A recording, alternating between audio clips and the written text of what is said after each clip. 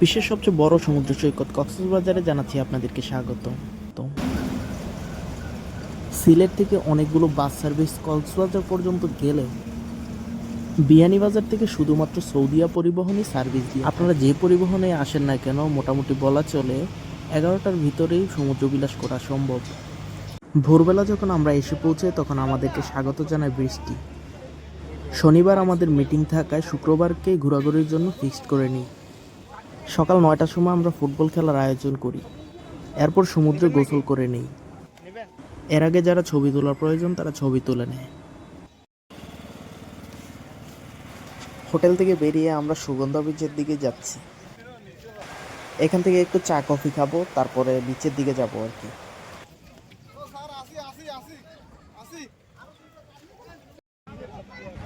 বিচের মধ্যে আসার পর একটা জিনিসই বুঝতে পারলাম, ফুটবল ম্যাচটা হয়তো আমরা দেরি করে ফেলেছি। যাই হোক, সমস্যা নেই, এখানে যেহেতু কেউ প্র্যাকটিসের মধ্যে নেই, কেউ না কেউ তো উঠবেই। খেলাটা হয়েছিল চট্টগ্রাম ডিভিশন এবং কুমিল্লা ডিভিশনের মধ্যে। শেষ পর্যন্ত কুমিল্লা ডিভিশনই ম্যাচটি জিতে নেয়, যদিও এটা ফ্রেন্ডলি ম্যাচ ছিল।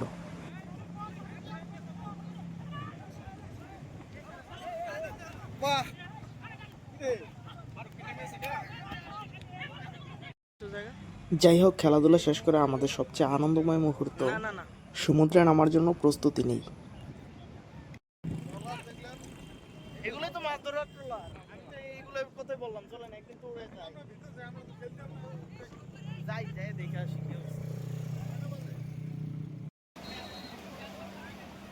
আসলে শুক্রবারে পর্যটক কেন্দ্রগুলোতে প্রচুর পরিমাণে মানুষ থাকে, তাই রিল্যাক্সে ঘোরাঘুরি করাটা একটু ডিফিকাল্ট হয়ে যায়।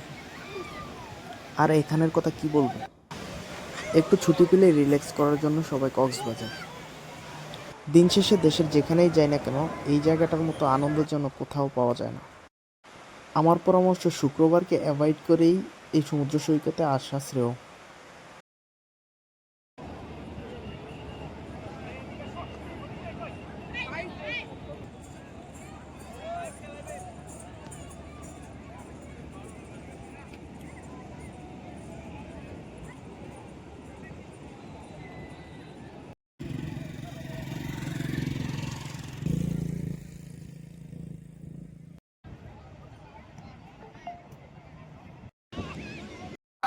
আগে কি সুন্দর দিন কাটাইতাম, মিলিয়া শাড়ি গানার মুর্শিদি গাইতাম।